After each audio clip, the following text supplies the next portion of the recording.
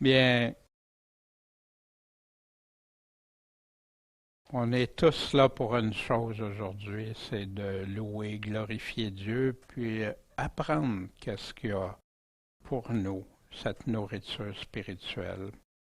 Et aujourd'hui, on va voir le chapitre 11 des versets 1 à 30, puis dans lequel on va examiner un des enseignements de Jésus. Demandez, on vous donnera. Cherchez, vous trouverez.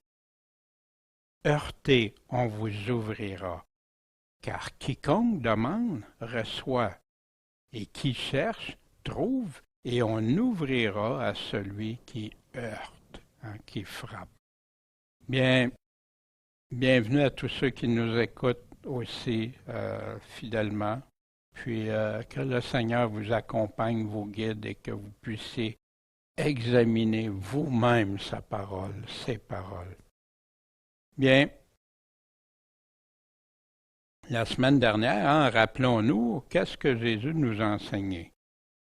Jésus répond, a répondu, celui qui a demandé, Maître, qu'est-ce que je dois faire pour avoir la vie éternelle?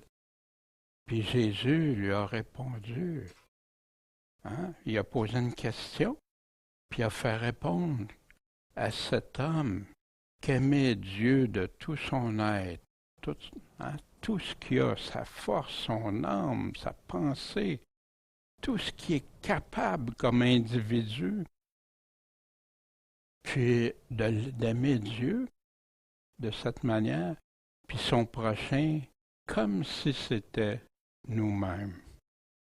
Dans le fond, aime ton prochain comme toi-même, fais pour lui ce que tu aimerais qu'il fasse pour toi, fais-lui pas ce que tu n'aimerais pas qu'il te fasse. Puis si on observerait seulement ça dans la société. Puis c'était le principal commandement de Dieu qui représente la synthèse de tous ses commandements. Mais on a examiné aussi, qui dit autrement que Jésus lui-même? Qui dit que ça n'a pas d'importance pour être dans la voie de Dieu, être sauvé par Dieu, être son enfant? Qui aurait reçu cette autorité? Pourtant, malheureusement, il y a plusieurs prédicateurs qui enlèvent cette responsabilité, même le fondement de Jésus lui-même. Ils sont supérieurs à Jésus pour enseigner d'autres choses, puis ils vont trouver toutes sortes de manières de l'expliquer. Pourquoi Jésus nous parle du Samaritain? On a vu que c'était simplement pour nous dire qui est ton prochain? C'est la réponse à cette question. Mais qui est mon prochain? Mais Dieu a établi lui-même. Il a éclairci ça. Mais l'homme, les théologiens, on a vu où il a conduit ça.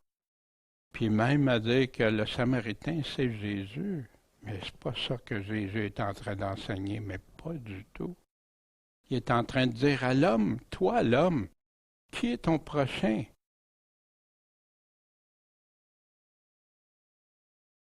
Puis, on a vu aussi choisir la bonne part qui ne sera jamais enlevée. Cette bonne part est assise aux pieds de Jésus pour l'écouter attentivement. La priorité au-dessus de tout le reste. Il n'a pas effacé tout le reste, mais il a dit la bonne part, c'est celle-là. Commence par celle-là, c'est ta priorité. Après, le reste va suivre. On avait vu, quand Jésus et les apôtres, la parole est le standard de Dieu. Il y a eu les pères de l'Église catholique, la réforme protestante, et tout ça. Puis les paroles de Jésus, des paroles si claires, simples, immuables, mais qui sont voilées et compliquées pour ceux qui se perdent, la Bible nous dit. Mais ça a amené de la confusion, contradiction, des allégories où le texte ne le dit pas, des opinions humaines. C'est pour ça qu'on avait regardé Augustin, celui qui est appelé Saint-Augustin, qui est un des pères, des 4 pères de l'Église catholique, mais qui est malheureusement resté un père catholique sur lesquels on a eu Luther, premièrement, qui était augustinien, qui a influencé tout le monde évangélique, protestant, évangélique. Heureusement, il y en a qui sont préservés de ça, qui n'ont pas embarqué, qui ont pris des positions. Merci Seigneur. Mais ils ont mélangé ces philosophies-là à la parole de Dieu. Et la réforme a malheureusement incorporé tout ça.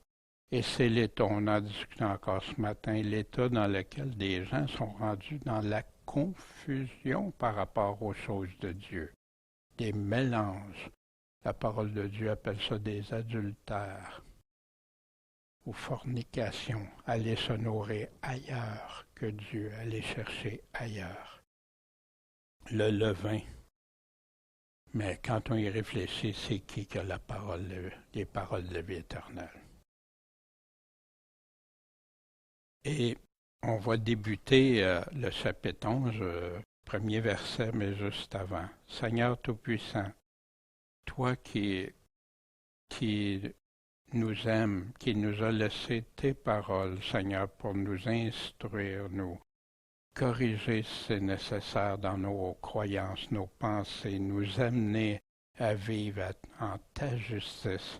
Seigneur, guide-nous, éclaire-nous par ton Esprit Saint, par ton Esprit Saint qui a laissé ses paroles écrites clairement, puis qu'on puisse en grandir chacun de nous pour te rendre un culte agréable, t'offrir nos corps en sacrifice, comme tu dis, vivant, pour être pour toi, vivre pour toi l'auteur de notre vie. En ton saint nom, Jésus-Christ, Maître et Sauveur. Amen. Un jour que Jésus était en prière, on sait bien que c'était très, très régulier, quotidien chez Jésus, plusieurs fois par jour. Puis même quand il était fatigué après ses longues journées, il était en prière. Mais prière, c'est quoi? C'est une demande. Il demandait à son Père pendant qu'il était ici. Il était dans un certain lieu, puis après qu'il a eu terminé sa prière achevée, un de ses disciples lui dit, « Seigneur, enseigne-nous à prier. » Quelle belle question. Merci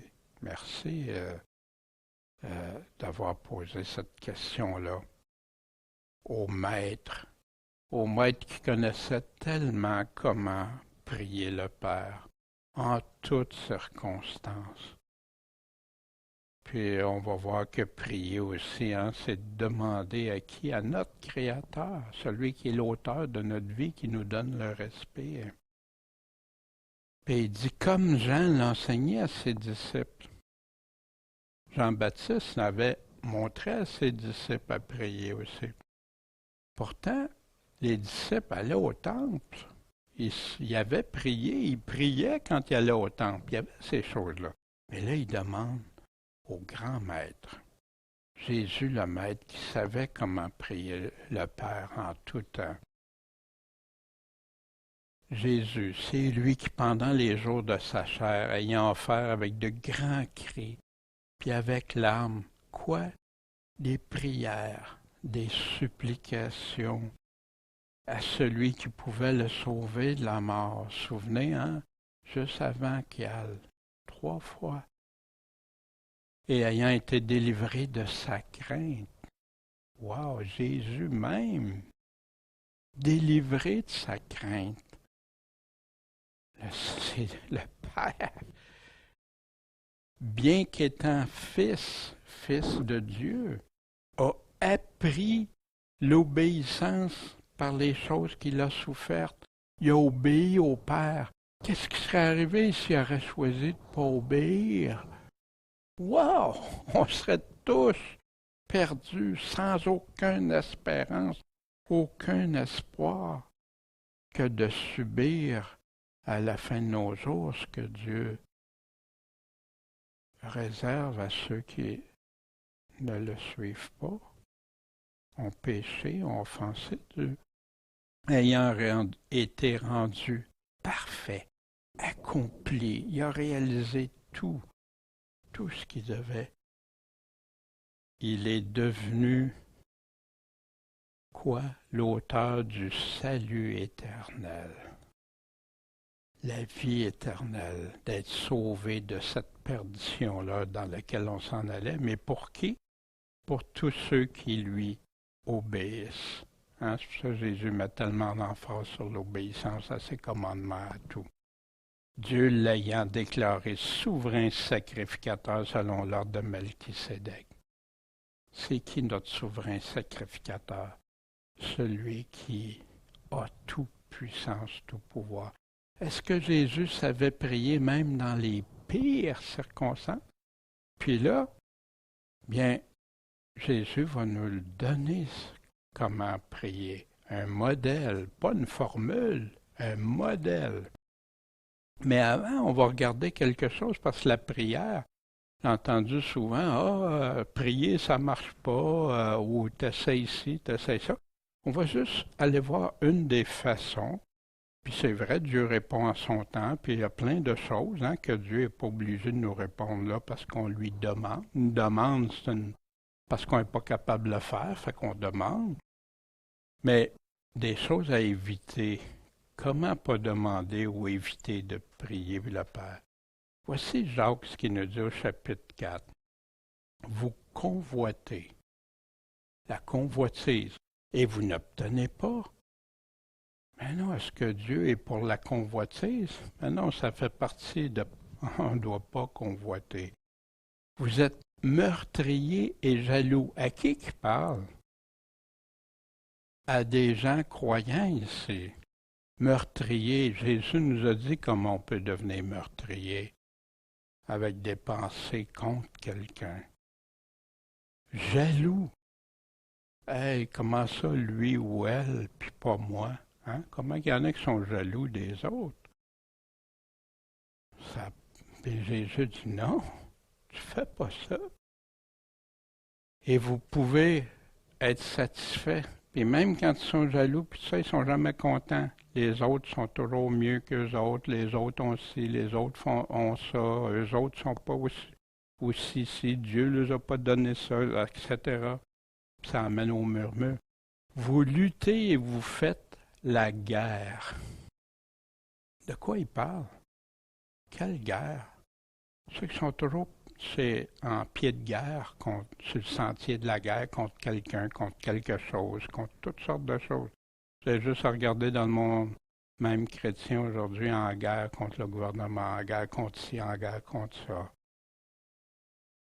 Puis en guerre contre les frères, contre eux autres mêmes. Et vous n'obtenez pas, pourquoi? Parce que vous ne demandez pas. Puis quand vous demandez, vous ne recevez pas. Pourquoi? Parce que vous demandez mal. Et dans le but de satisfaire vos désirs, vos plaisirs, ce qui vous fait votre affaire, et non pas pour Dieu, selon Dieu. Hommes et femmes adultères. Pourquoi qu'il dit adultère? Adultère par rapport à Dieu. Il va nous expliquer pourquoi.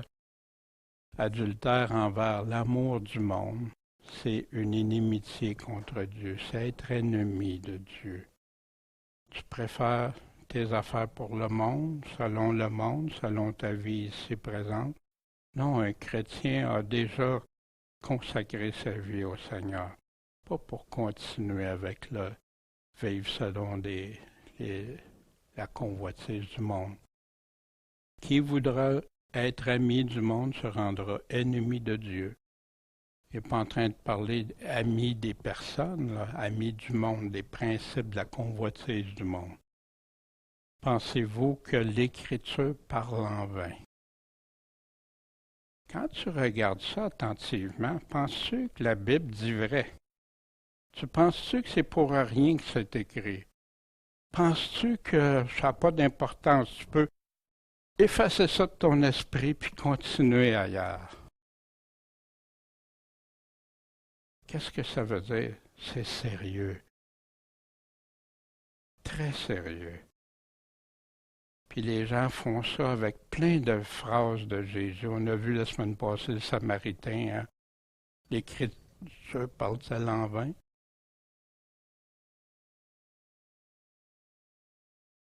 On tasse Jésus, ses paroles, pour écouter notre cœur ou de la théologie ou qui que ce soit. Est-ce que l'Esprit qui habite en nous a-t-il des désirs qui portent à l'envie? C'est ça que l'Esprit va nous pousser? Au contraire, il accorde une grâce plus grande, bien plus grande que l'amour du monde. C'est pourquoi l'Écriture dit « Dieu résiste aux orgueilleux, mais il fait grâce à qui? Aux humbles. » C'est-tu l'orgueil de la vie qui te tient? Soumettez-vous donc à qui? À Dieu. Première chose, résiste au diable. Celui qui veut t'entraîner dans ça. Celui qui attend où tu es faible pour essayer de t'accrocher. Il va s'enfuir de vous. Puis après, approchez-vous de Dieu. Puis il va s'approcher de vous. Mais comment? Pécheurs, nettoyez vos mains. Et vous qui avez le cœur partagé. Combien se disent chrétiens? Puis ils sont toujours entre les deux, ça vacille. Les choses du monde, les choses de Dieu, les choses du monde, de Dieu. Puis là, ça mélange tout dans leurs pensées, dans leur cœur. C'est quoi la priorité? Aime le Seigneur ton Dieu de tout ton cœur, toute ta force, ton âme. Purifiez vos cœurs. Comment on fait ça? Enlève tout ce qui n'est pas de Dieu. Dieu, fais-moi haïr les choses que tu hais. Fais-moi aimer celles que tu aimes. Sentez vos misères, soyez dans le deuil, pleurez. Pourquoi? Parce que vous avez marché dans l'autre direction. Humiliez-vous devant le Seigneur, puis lui va nous élever. Ça, c'est lui. Les choses du monde, loin, c'est Dieu ma priorité. Puis, voyez, t'entends dans des églises prier, ça donne quoi? J'ai déjà prié, ça marche pas. Une des premières choses à faire avant, c'est tu pries, ça marche pas, va voir là avant. C'est chacun de nous, pour moi, pour tous. C'est pas écrit différemment pour personne. Puis, c'est des choses importantes. Puis oui, Dieu veut qu'on lui partage nos besoins. Faites connaître vos besoins. Mais mes besoins, c'est-tu pour des choses de la convoitise du monde ou des choses pour m'aider, aider mon prochain, m'aider à aimer davantage Dieu? Dieu sait qu'on a besoin de nourriture. Dieu sait qu'on a besoin de toutes ces choses-là. Cherche premièrement son royaume, sa justice. Le reste, il va s'en occuper. Mais si je suis axé sur les choses du monde, je suis en guerre contre Dieu.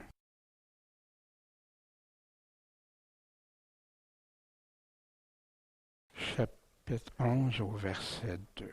Et là, on arrive à quelque chose d'important. Mais juste avant d'aller examiner ça ensemble, je vais demander à Éric de nous lire comment Jésus, enseigne-nous Jésus, comment prier. Notre Père qui es aux cieux, ton nom soit sanctifié, ton règne vienne, ta volonté soit faite sur la terre comme au ciel. Donne-nous chaque jour notre pain quotidien. Pardonne-nous nos péchés, car nous pardonnons aussi à tous ceux qui nous ont offensés. Et ne nous induis point en tentation, mais délivre-nous du malin. Bien, merci. Merci, Éric. On va le regarder. Fait que, ici, Jésus le Maître nous enseigne. Quand vous priez, puis notre Père qui est aux cieux, on s'adresse à qui? À notre Père céleste. mais ton nom soit sanctifié, mis à part, il est particulier, comme nous quand il nous demande de se sanctifier pour lui. Mais lui, son nom, il est au-dessus de tout nom. Il est saint. Ton règne vienne. Pourquoi qu'il nous dit de demander que son règne vienne? Fait que je sais qu'il y a certains frères chrétiens qui croient que le règne de Dieu est déjà là, puis tout ça, puis c'est déjà établi.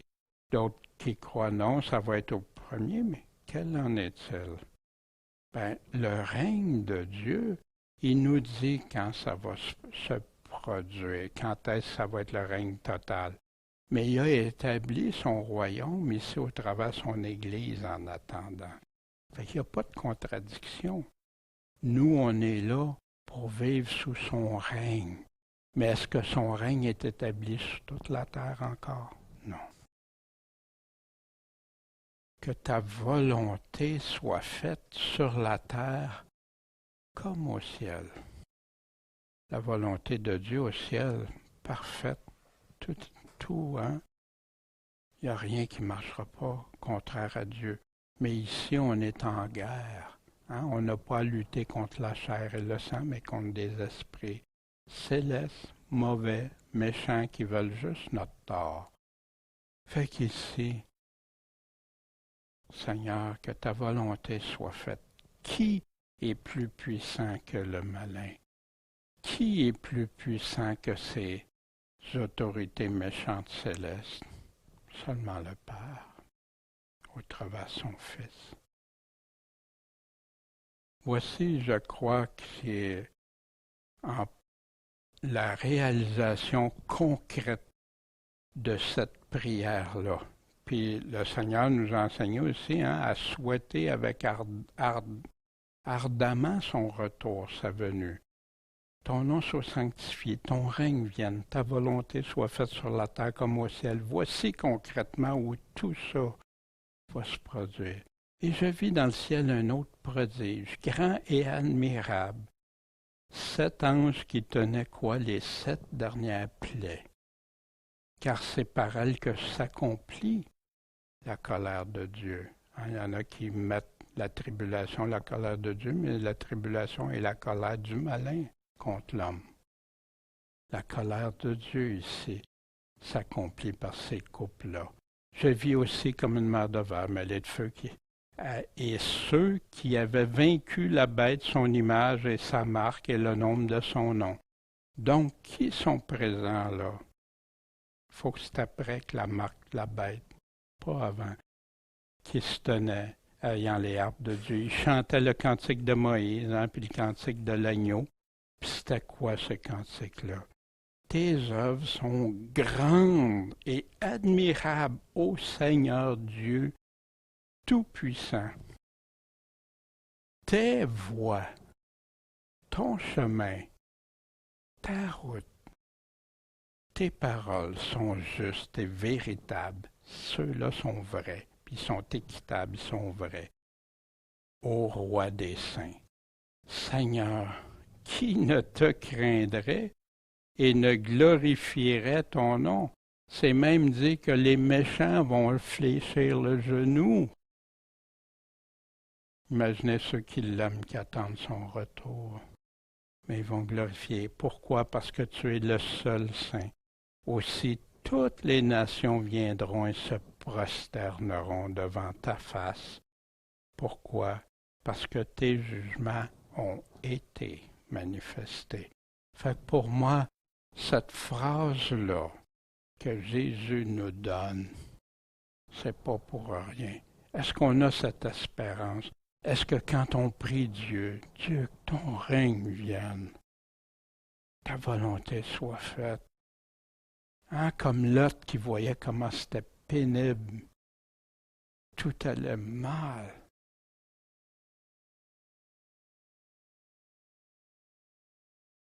Puis Jésus continue après ça. Puis en passant, c'est pas une formule que Jésus est en train de nous donner, c'est un modèle qui inclut, qui répond à la question « Enseigne-nous à prier ». On commence par glorifier Dieu, reconnaître son statut, qui il est. Quand tu arrives chez quelqu'un, hein, même papa, hein? Papa, je reconnais ton statut, hein? Mais là, Père céleste, Abba, Père. Mais c'est qui? C'est celui infaillible, celui qui est l'auteur des vies humaines, puis à qui on aura à rendre compte un jour. On le met en premier, comme quand on s'adresse. Puis après ça, que ta volonté, c'est toi le chef, c'est toi le boss, c'est toi le patron, t'as raison, que ça soit fait comme tu veux. Puis après, donne-nous chaque jour, notre pain quotidien. Les gens ne réalisent pas la dépendance totale qu'on a envers Dieu. L'histoire l'a prouvé pourtant, mais il y en a qui l'oublient ou qui négligent ça. Les famines, les guerres, les catastrophes naturelles qui arrivent souvent, parfois averties d'avance, parfois pas. Mais l'insouciance dans laquelle on vit, Dieu, on reconnaît, on a mangé ce matin. Qu'est-ce qui nous garantit qu'on va manger plus tard? Oh ben voyons donc. Qu'est-ce qui te garantit que tu vas respirer dans X temps? La dépendance envers Dieu. Pourquoi? Parce que c'est lui qui est en arrière de tout. Est-ce que quand vous faites quelque chose de bien pour quelqu'un, est-ce que vous aimez qu'il soit reconnaissant?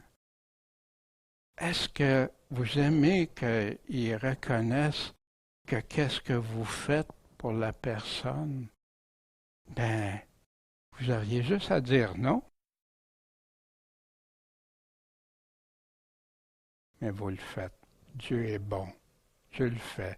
Puis il dit même qu'il le fait pour les bons et même les méchants, en attendant qu'ils se repentent. Dieu leur accorde ça.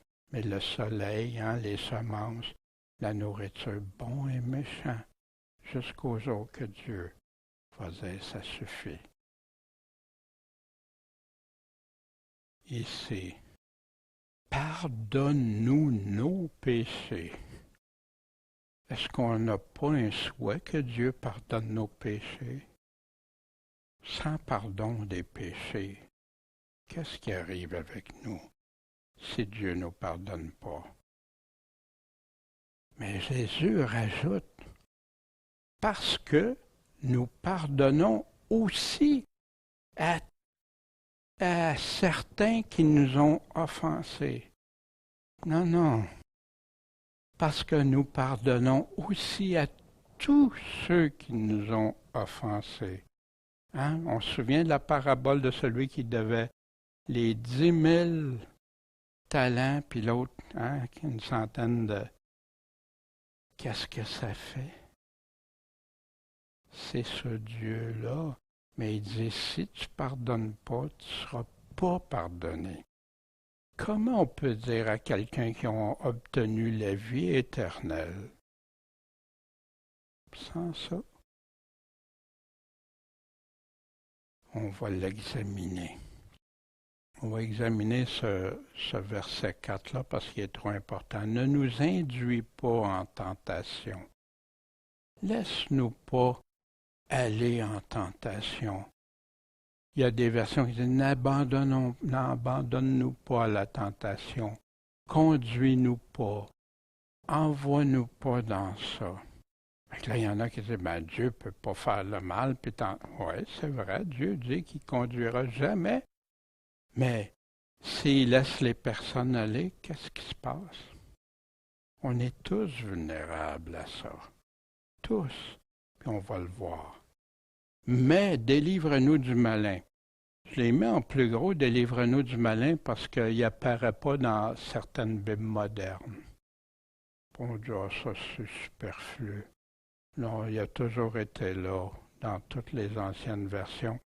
Puis ceux qui ont mis des doutes sur ça sont les mêmes qui mettent des doutes sur certaines paroles de Jésus. On va voir ça éventuellement sur Jonas, Noé, tout ça, que pour eux, ceux qui ont fait des traductions modernes croyaient que c'était des fables. Jésus parlait d'eux autres, mais c'était des fables. Ben, c'est les mêmes qui nous ont... Mais délivre-nous du mal. Pourtant, si important. Le mot tentation qu'on vient de lire, qui est utilisé par Luc, qui est le numéro 3986 de Strong. Tentation, avoir tenté, épreuve, mise à l'épreuve, éprouvé. C'est la signification du mot tentation. Fait que le texte autour va déterminer, comme en français quand on a des mots. Voici Luc, on se souvient quand on a vu chapitre 4, et le diable ayant achevé toute la tentation envers Jésus. Vous vous souvenez quand Jésus a été conduit dans le désert pour être éprouvé? Ceux qui reçoivent la parole dans les endroits pierreux, c'est ceux qui l'ont entendu, reçoivent avec joie, mais n'ont pas de racines. Ils croient, mais juste un certain temps. Puis quand la tentation survient, ils se retirent, ils abandonnent la foi, ils apostasient. Voici, dans Luc 22, on va voir, Or pour vous, vous avez persévéré avec moi dans mes tentations, dans mes épreuves. Et quand il fut arrivé dans ce lieu, il leur dit, priez afin que vous tombiez pas dans la tentation. Jésus dit, priez ne nous induit pas en tentation. Voyez-vous le lien?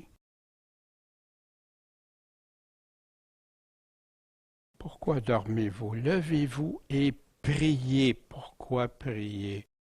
Afin que vous succombiez pas à la tentation. On sait que tous les hommes, les femmes de Dieu ont été éprouvés en quelque part. On se souvient d'Abraham, Noé, même tous.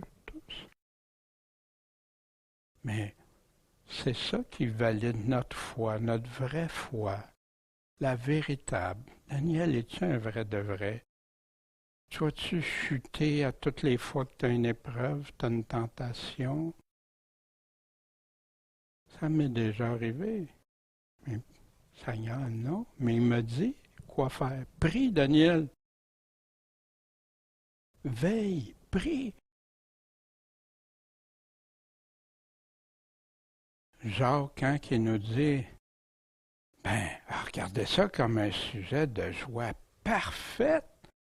Les diverses tentations, wow, qui vous arrivent. Puis pourquoi avec une parfaite joie? Mais il nous dit pourquoi. Parce que heureux est l'homme qui endure, qui persévère, qui continue, qui lâche pas, car après avoir été éprouvé, tenté, testé, qu'est-ce qu'il va recevoir? La couronne de vie que le Seigneur a promis à qui? À ceux qui l'aiment. Puis Jésus a défini que ceux qui l'aiment, ils obéissent à ses commandements. Ceux qui ne l'aiment pas n'obéissent pas. À ceux qui l'aiment, que malgré tout ce qui arrive, toutes les épreuves, tentations, n'importe quoi, tu maintiens.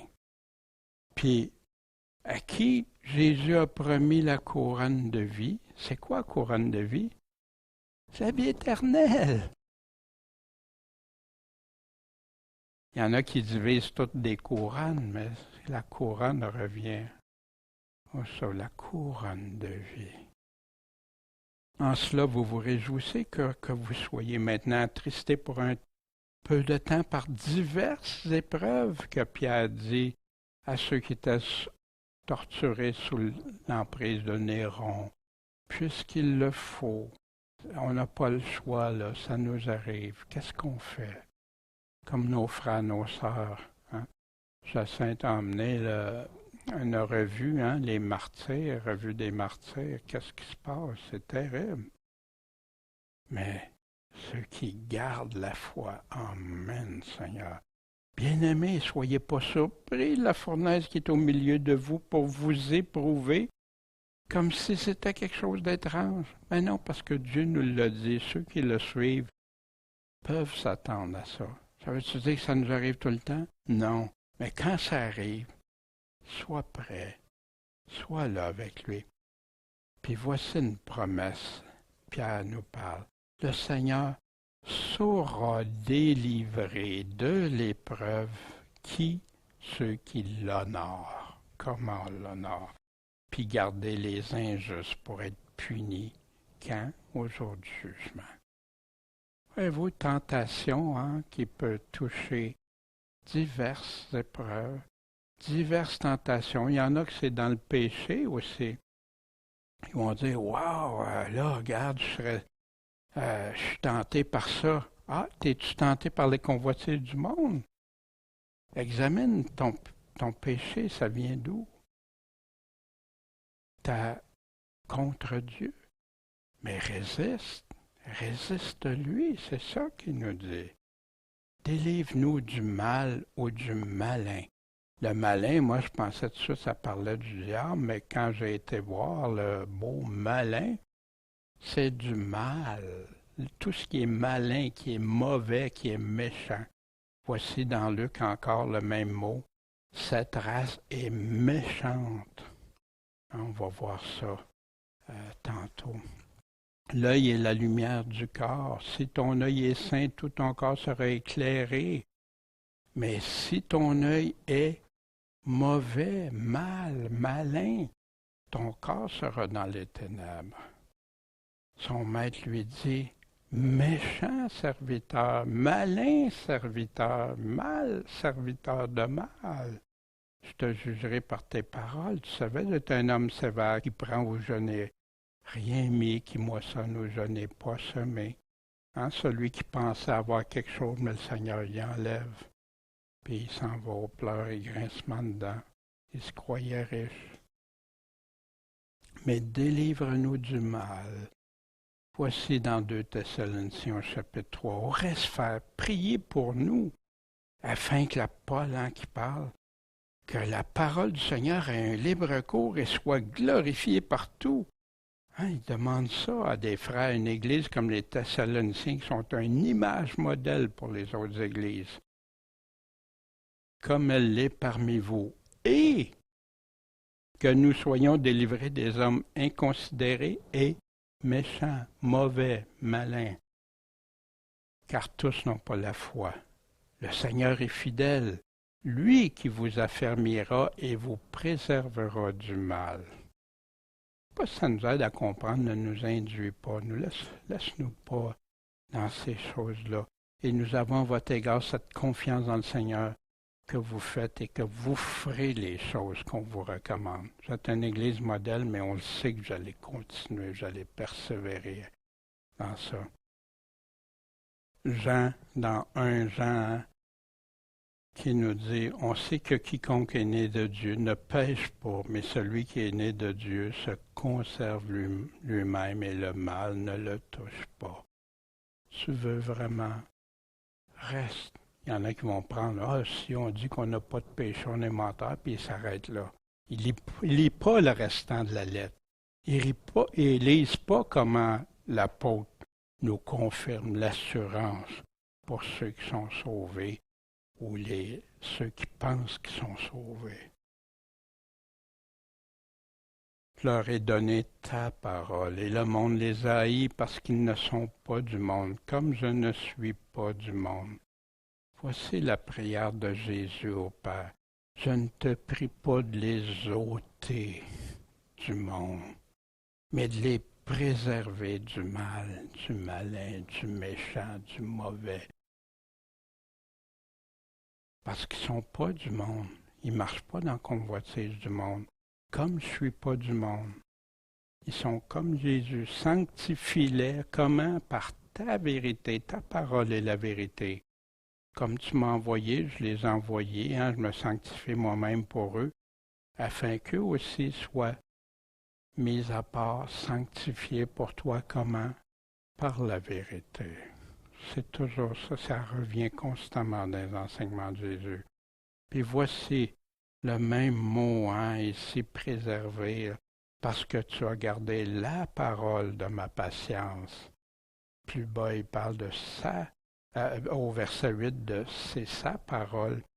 Moi-même, je te garderai de l'heure de la tentation qui doit venir sur le monde entier pour éprouver les habitants de la terre.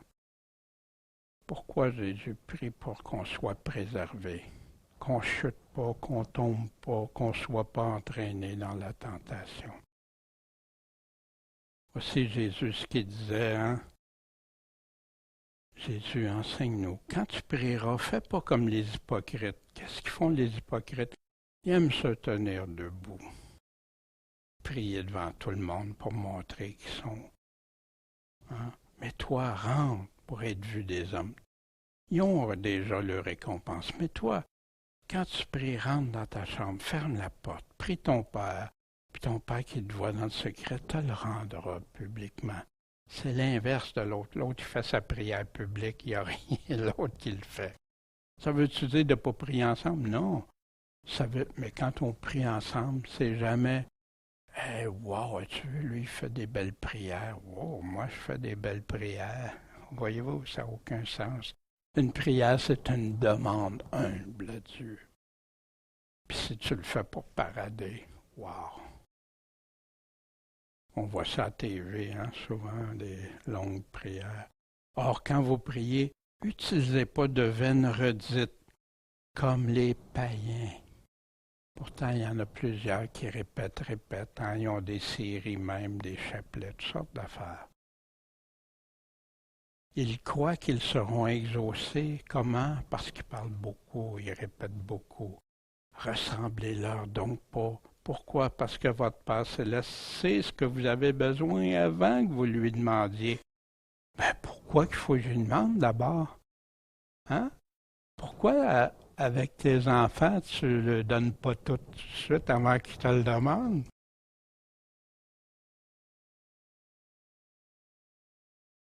Vous donc priez ainsi. Notre Père qui est aux cieux, ton nom soit sanctifié, ton règne vienne. Ta volonté soit faite sur la terre comme au ciel. Donne-nous aujourd'hui notre pain quotidien. Pardonne-nous nos péchés comme aussi nous pardonnons à ceux qui nous ont offensés. Ne nous induis pas en tentation, mais délivre-nous du malin. Pourquoi? Parce que c'est à toi qui appartient le règne, le royaume, un royaume.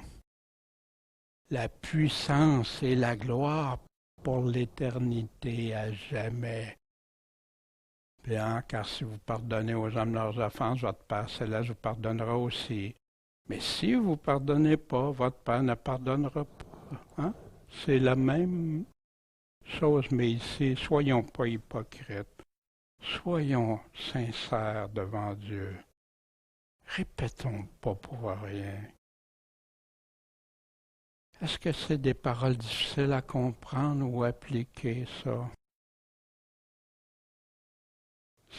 C'est facile à comprendre. Quelqu'un qui dit « c'est tellement mystérieux les paroles de Jésus. » Un enfant peut saisir ça. Mais difficile à appliquer parfois, oui. Le pardonner, puis tout ça, puis de prier comme le modèle, comme le Seigneur nous a donné. C'est plus facile à tordre ou à mettre en pratique ces paroles. C'est là que ça se passe, quand on les met en pratique, quand quelqu'un t'a fait quelque chose de grave, qui t'a offensé. C'est ce qui revient à croire Jésus ou pas croire en Jésus. Tu crois en lui ou tu crois pas en lui. C'est lui qui te le dit. le Père ne te pardonnera pas si tu ne pardonnes pas. Puis pourquoi qu'on affirme ça, que la vie éternelle, même si la condition de Jésus n'est même pas respectée. Puis, Jésus continue, dans son enseignement, enseigne-nous, Jésus, comment prier. Puis il leur dit, si un de vous avait un ami qui venait le trouver à minuit, et qu'il lui dit, mon ami, prête-moi 3 pains, car un de mes amis qui est en voyage est survenu chez moi, puis j'ai rien à lui présenter, puis tu as des invités, puis tu n'as rien. Fait Jésus prend un exemple, une parabole simple, pour nous faire comprendre quelque chose de simple aussi quand on prie Dieu. Et que cet homme qui est dans sa maison lui répondit, dérange-moi pas, importune-moi pas, ma porte est fermée, puis mes enfants sont avec moi au lit. Je pourrais pas me lever pour aller t'en donner. Hey, imagine-toi tout le dérangement, puis réveiller mes enfants, puis tout le trouble, puis va-t'en, là, viens pas me déranger. Je vous dis que quand même, il se leverait pas pour lui en donner parce qu'il est son ami. T'es mon ami, mais là, c'est pas assez pour que je fasse tout ce dérangement-là. Il se lèverait à cause de quoi? De son importunité. Il revient à la charge et il lâche pas et il lui donnerait quoi? Autant qu'il en aurait besoin. Bien, c'est le sens pour encourager à toujours prier. Comment? Avec instance, persévérance. C'est ça que le Père aime. Il aime ça quand on lui demande, on lui fait confiance, puis on est persistant. En autant que ce ne soit pas quelque chose qui va à l'encontre de sa volonté, comme on a vu tantôt, mais quand c'est selon sa volonté, le Père veut. Puis il veut. Puis c'est ça qui montre que tu crois en lui, que tu crois en sa bienveillance, que tu crois en sa bonté. Puis Jésus il continue, pour continuer avec cet exemple-là, sa conclusion, c'est quoi? Ben, moi aussi, je vous dis quoi? Demandez, et on vous donnera. Cherchez, puis vous allez trouver. Puis frappez, heurtez, on vous ouvrira. Moi, des paroles qui m'ont bouleversé quand, au début, je n'étais pas sûr par rapport à Jésus-Christ, puis je voyais ces paroles-là, puis j'hésitais encore. Demandez, vous recevrez. Dieu, je te le demande. Je ne suis pas encore sûr par rapport à certaines choses, je te le demande. Je vais chercher, mais où je vais chercher? Guide-moi. Puis, ben oui, dans ces paroles, puis frapper. Mais où frapper? À sa porte. Et on vous ouvrira. Pourquoi? Parce que quiconque demande, reçoit. Qui cherche, trouve. Puis on ouvrira à celui qui heurte. L'enseignement de Jésus ici nous dit premièrement, demande. Puis quand tu demandes, ben, ça fait un processus qui va t'amener à recevoir.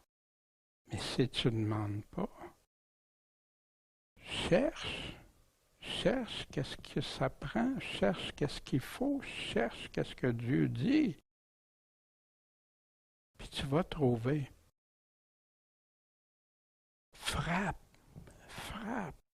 gêne-toi pas. Puis on va t'ouvrir. Dieu va agir. Si humblement tu lui fais confiance, puis tu sais que c'est pour le mieux qu'il va agir. Puis quel exemple qu'il a pris quelqu'un que ça semblait pas le bon moment, quelqu'un qui a insisté, qui a persisté, puis qui a continué. Il y avait un besoin.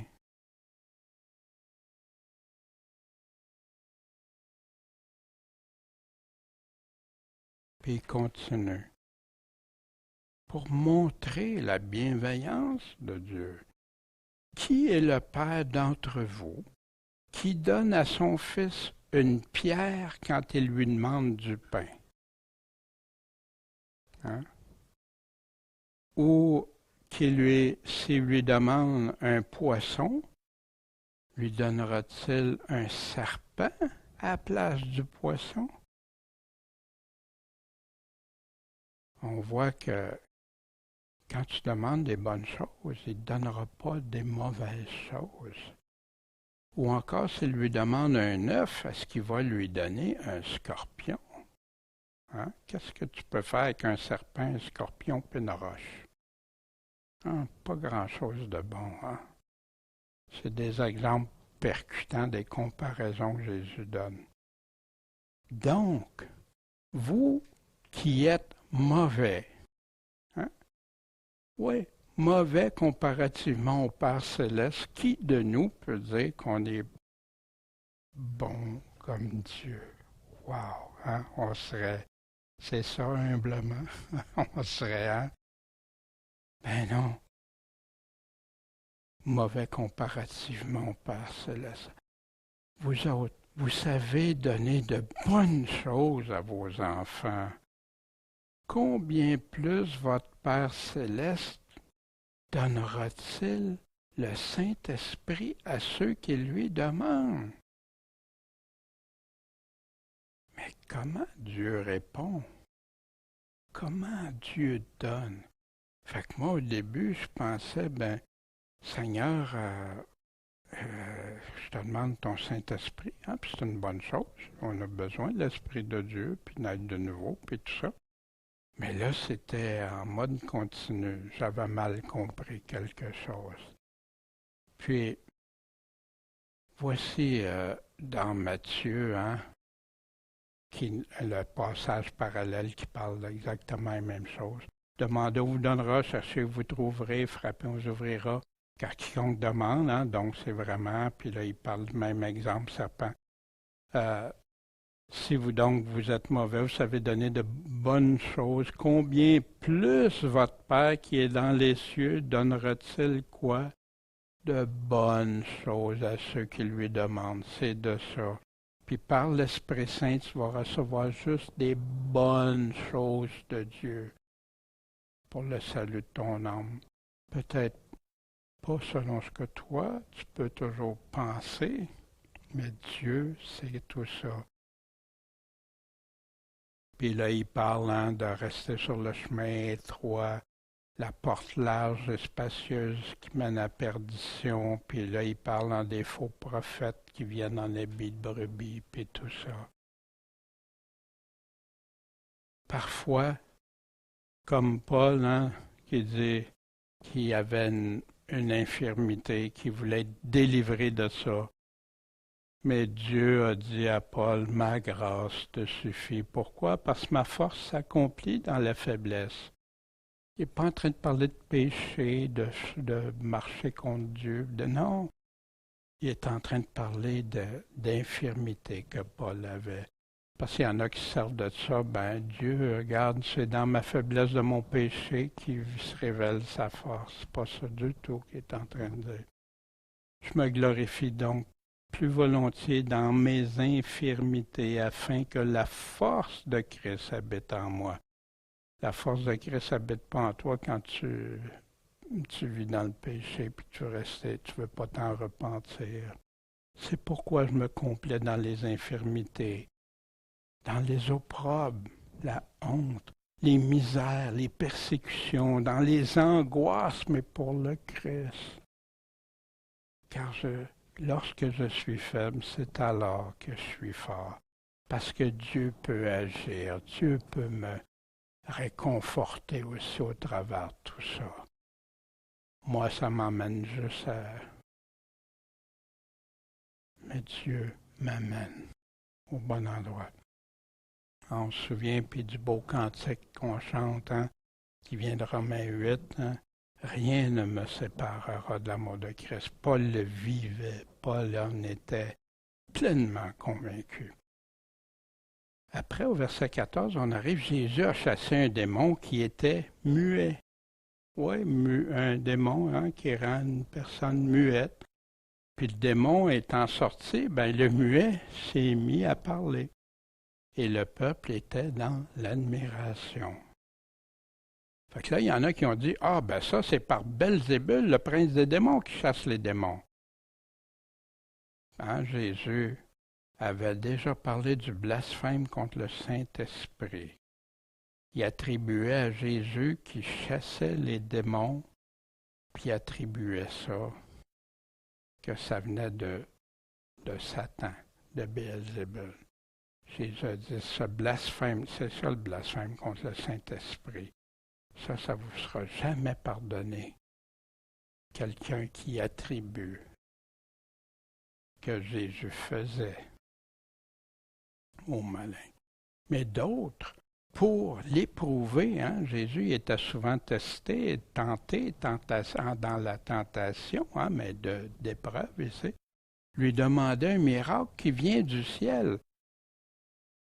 Mais Jésus, connaissant leurs pensées, leur dit, « Tout royaume divisé contre lui-même sera réduit en désert, et toute maison divisée contre elle-même va tomber en ruine. » Ça ne marche pas. Mais là, ils veulent un miracle qui vient du ciel. Pourtant, ils en ont vu plein. Plein de miracles qui venaient du ciel. Sinon, ça venait d'où?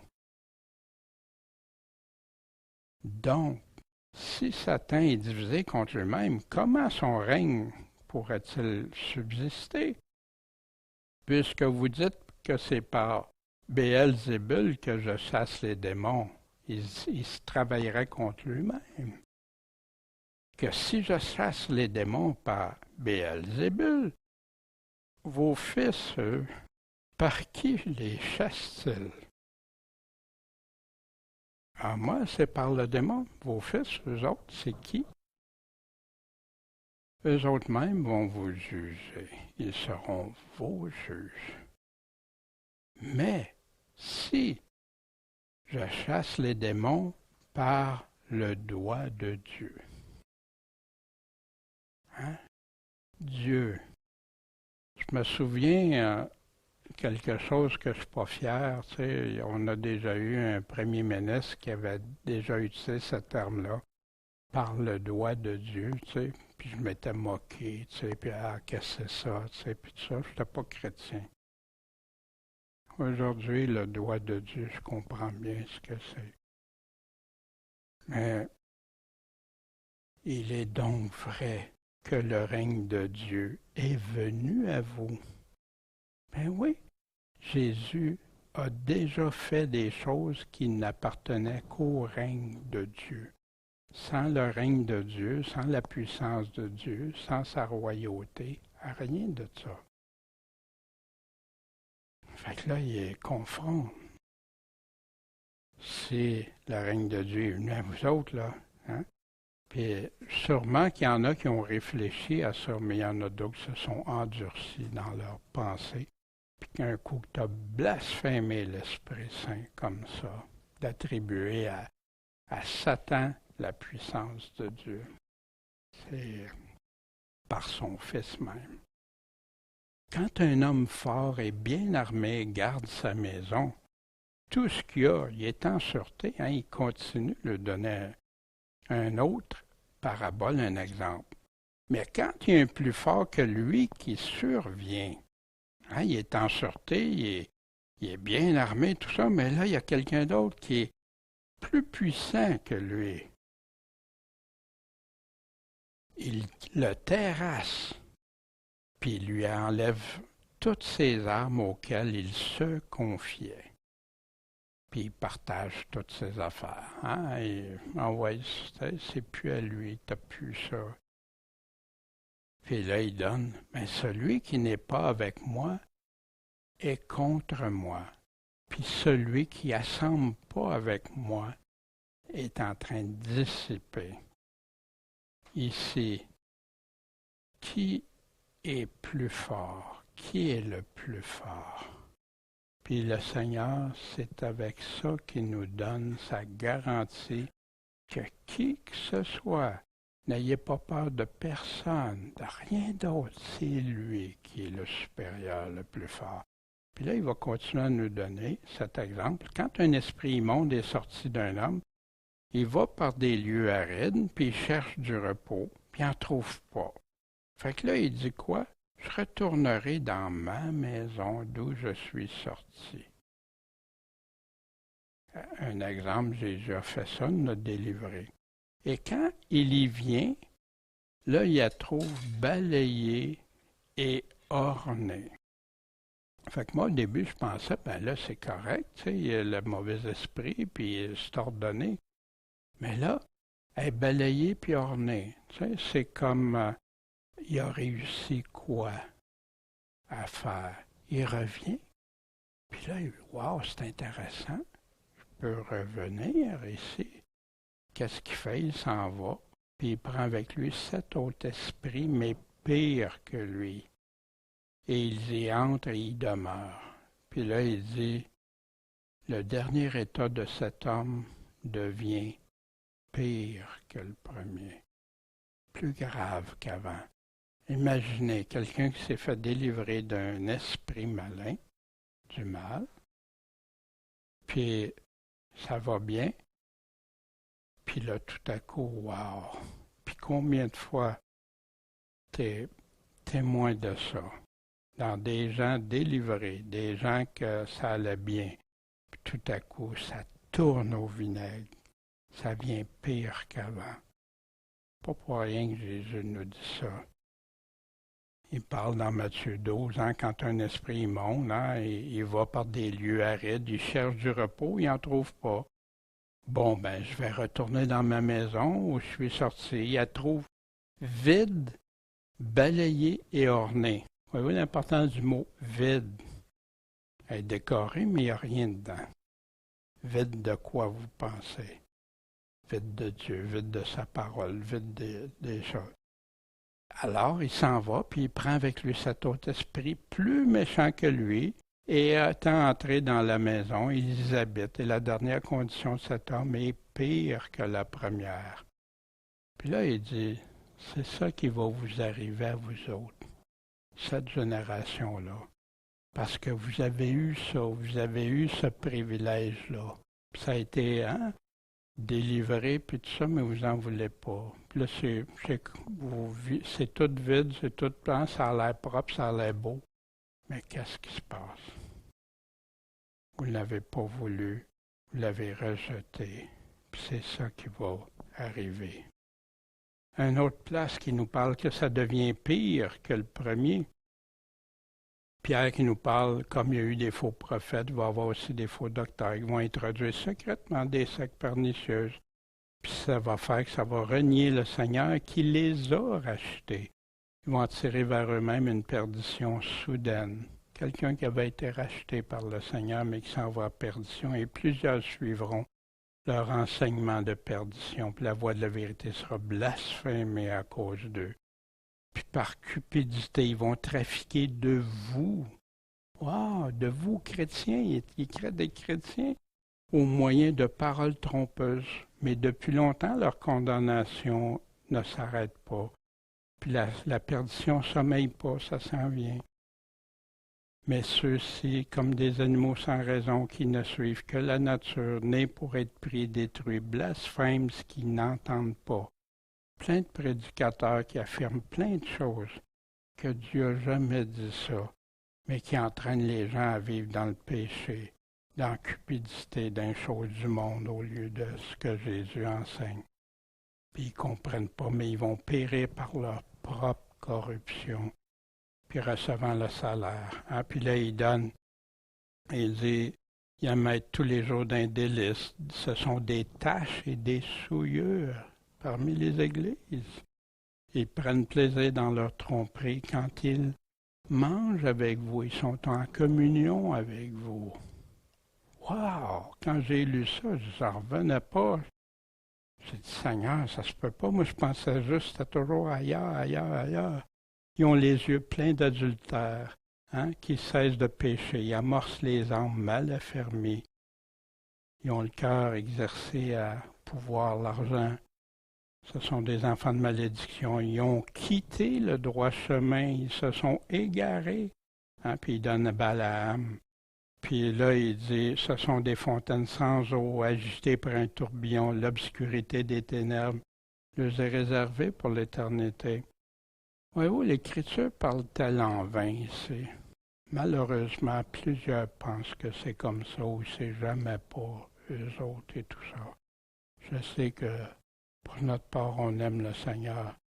Pas parce qu'on est mieux que personne. Regarde, il n'y a pas personne, moi, que je vois pas qui est important pour entendre la voix du Seigneur, entendre le Seigneur lui parler. Puis mes tripes, des fois, me font mal parce que j'en vois qui choisissent différemment de la parole. Ils tiennent des discours enflés de vanité. Hein, c'est vain. L'Écriture est vaine pour eux autres, mais eux autres, ils parlent de quoi? De vanité.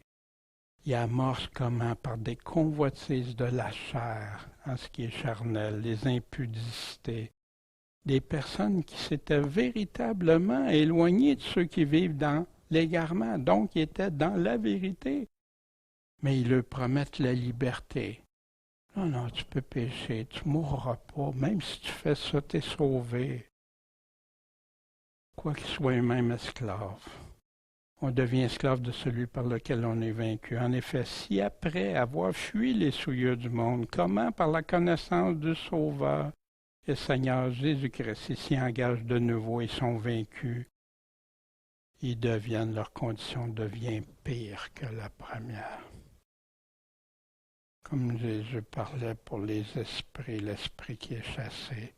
Mais c'est pas juste pour la génération de la race juive, puis cette génération-là. C'est pour tous ceux. Puis Pierre continue avec ses paroles. Il vaudrait mieux avoir pas connu la voie de la justice que de se détourner après l'avoir connu du Saint Commandement qui avait été donné, l'Évangile de Jésus-Christ. Enseignez-leur tout ce que je vous ai appris. Il leur est arrivé selon ce proverbe vrai, le chien est retourné à ce qu'il avait vomi. Quelle image! Quand tu retournes dans ton péché, vivre dans les péchés, c'est ça l'image. Et la truie, après avoir été lavée, s'est vautrée dans le bourbier.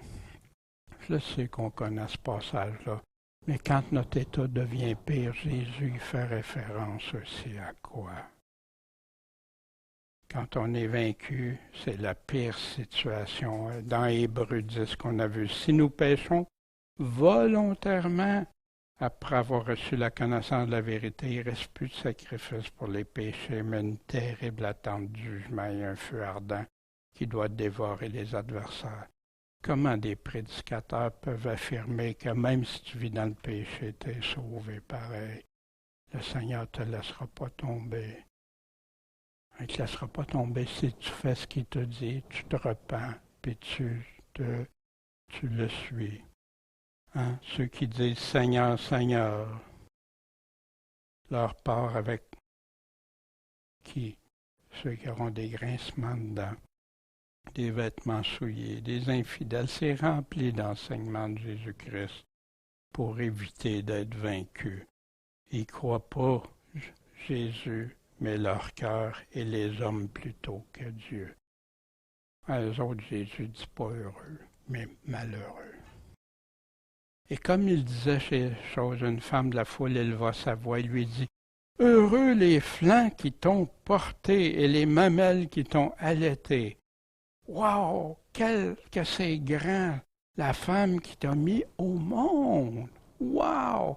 Elle était toute impressionnée, étonnée envers Jésus.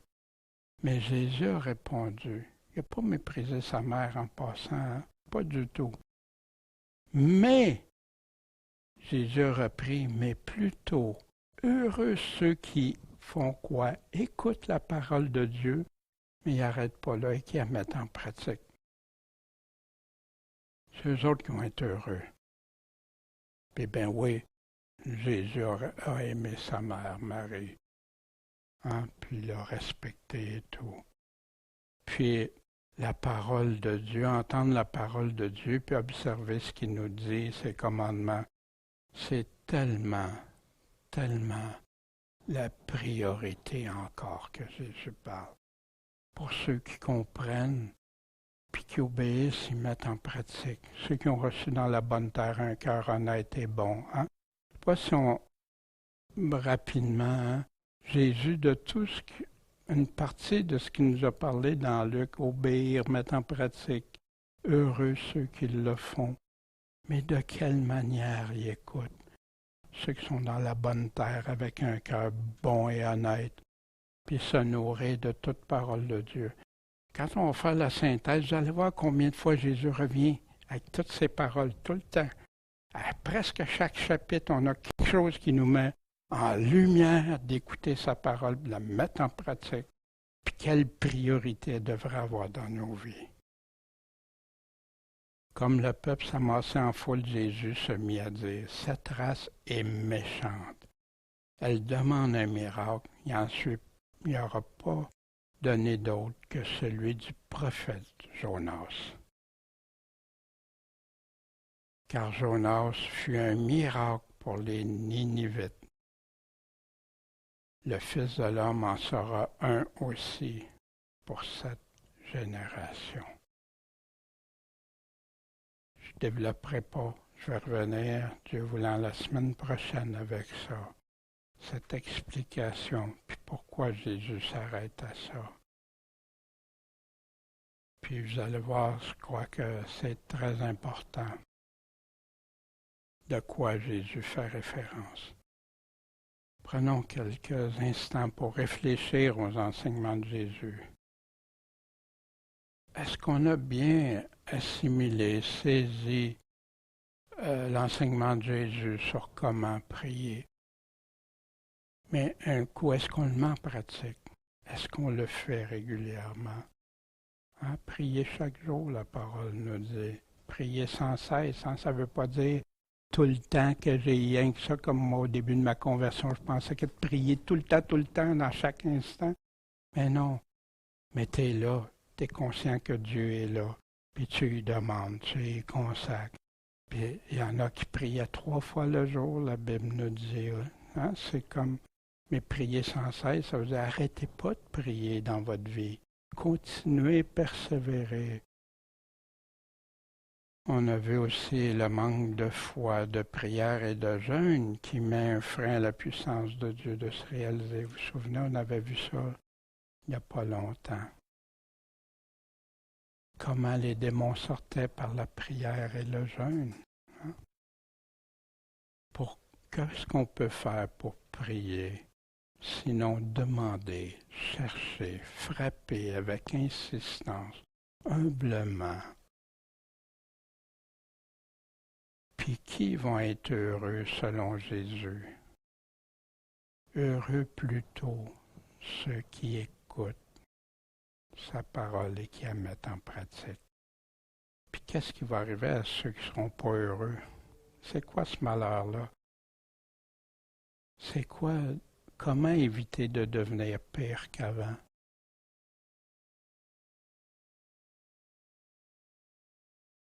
Puis quelles seraient les conséquences de ça?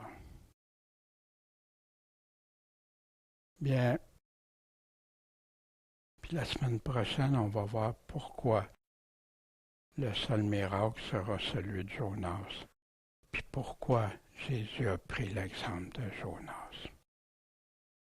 Mais gardons toujours à l'esprit là comment Dieu aime qu'on le prie, de quelle manière, avec quelle instance et persévérance. Bon Père Céleste, merci de ta parole, merci de ce que tu nous donnes, Seigneur, au travers de ton Fils Jésus-Christ, le Seigneur, le Maître, le Sauveur. Seigneur, donne-nous la sagesse, que ces paroles-là ne s'envolent pas, mais restent gravées dans le fond de notre cœur. puis qu'on soit en train de te glorifier, te rendre la part de qui tu es, Seigneur, mais de nous de choisir la bonne part envers toi. Seigneur, on te le demande. On veut chercher ce que tu nous dis, comment tu vois les choses. Puis on veut frapper à ta porte. Puis on sait, Seigneur, que le seul chemin, Jésus-Christ, notre Maître. En ton Saint-Nom, Jésus. Amen.